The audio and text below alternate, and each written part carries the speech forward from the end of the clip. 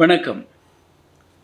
உடலுறவின் போது ஆணுறுப்பில் ஏதாவது அடிபடுறதுனாலையோ இல்லை சடனாக பக்கில் ஆகிறதுனால பிரச்சனைகள் பைரோனி நோய் போல் வர்றதுக்கு வாய்ப்பு இருக்கான்னு கேட்டிருக்காங்க.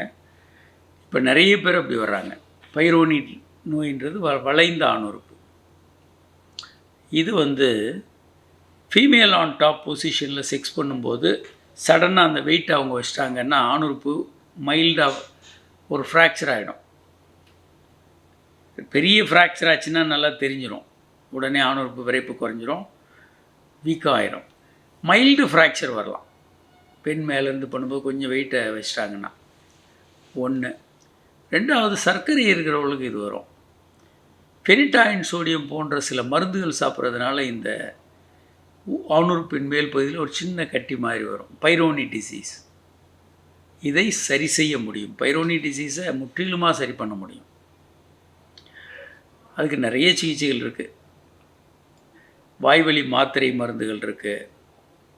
அதே மாதிரி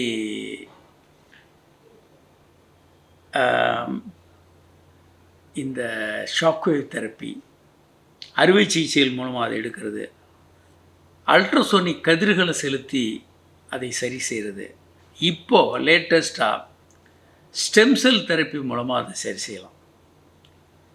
நம்ம வயிற்றில் இருக்க கொழுப்பிலிருந்து ஸ்டெம் செல்களை எடுத்து அதை பிரித்து அதை பைரோனி டிஷ்யூக்கள் மேலே இன்ஜெக்ட் பண்ணும்போது அது பைரோனி நார்மல் ஆகுதுன்னு கண்டுபிடிச்சிருக்காங்க. ஸோ பைரோனி தெரப்பி நிறைய முறைகள் இருக்குது. கம்பைண்டாக 2-3 முறையில் சேர்த்தும் பயன்படுத்தலாம், தனியாகவும் பயன்படுத்தலாம். ஜயஃப்ளாக்ஸ் என்ற இன்ஜெக்ஷன் உலகம் முழுவதும் பயன்படுத்தப்பட்டிருக்கு. இந்த இன்ஜெக்ஷனை அந்த கட்டி மேலே இன்ஜெக்ட் பண்ணணும்.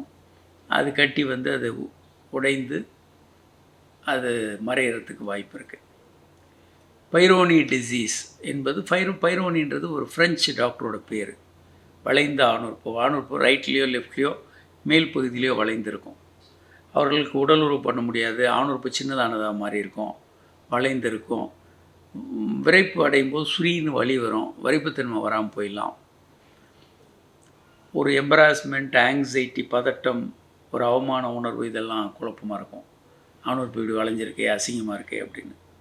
பலர் முன்னால் சிறுநீர் கழிக்க போகிறதோ இதெல்லாம் சிரமமாக இருக்கும் அவங்களுக்கு.